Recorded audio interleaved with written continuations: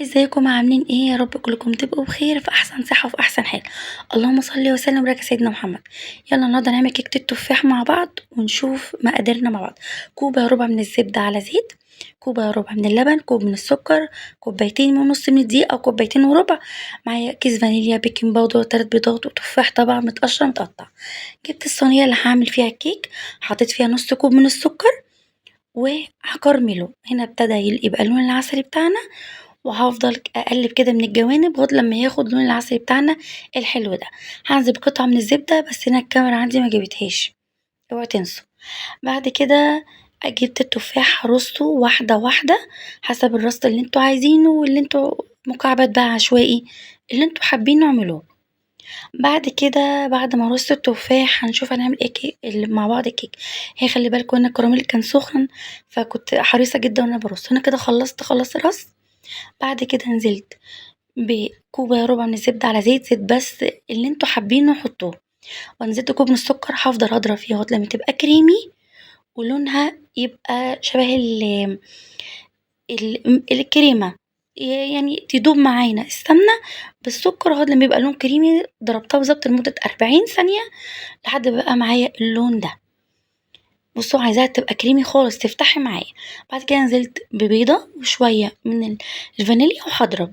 مش هنزل بالبيض كله مرة واحدة، هنزل ببيضة بيضة. ادي البيضة التانية برضو هعمل نفس الموضوع هضرب. إيه هنا الكيك كله يتضرب في اتجاه واحد، منبقاش رايحين جايين عشان الهوا ميخرجش منها، كله في اتجاه واحد لغاية لما بقى معايا القوام ده. بصوا كريمي وتحفة. بعد كده نزلت بكوب إلا ربع من اللبن وهضرب. طبعا هنا حصل طرطشة ما تاخدوش بالكم. بعد كده نزلت بالدقيق الدقيق حبة بحبة، والدقيق هنا انا كنت نخلاه قبل ما استخدمه. وبعد كده هنزل بحبة من الدقيق وبرده هضرب، وفي النص هنزل بكيس البيكنج باودر بتاعنا ويعادل معلقة كبيرة من بيكنج باودر. هضرب لغاية لما ده يبقى القوام بتاعنا تمام زي ما انتوا شايفين كده. بعد كده هنزل بحبة من الدقيق اخر حبة لغاية لما اوريكم القوام اللي انا عايزاه في الكيك، زي ما انتوا شايفين كده. تمام. ايه رأيكم؟ بجد طلعت خطيرة وهشة وعالية جدا، بصراحة طلعت طعمها خطير. بعد كده بصوا هو ده القوام اللي انا عايزاه. بصوا شايفين عاملة ازاي؟ هو ده قوام الكيك اللي انا عايزاه. بعد كده جبت الصينية وجبت هنا معايا زبدة او زيت حد من الحروف عشان متلزقش معايا. زي ما انتوا شايفين كده. طبعا مشغلة الفرن قبل وانا شغالة في الكيك على درجة حرارة 180 علشان الفرن يبقى سخن. بعد كده نزلت بالخليط كله بتاع الكيك وهديها خبطتين كده عشان تتسوى معايا، وبعد كده ندخلها الفرن وبعد كده نشوف شكلها. زي ما قلت لكم مسخنه الفرن على درجه حراره 180. وطبعا اول ما نشم ريحتها نبص عليها كده من بره وبعد كده نشوف.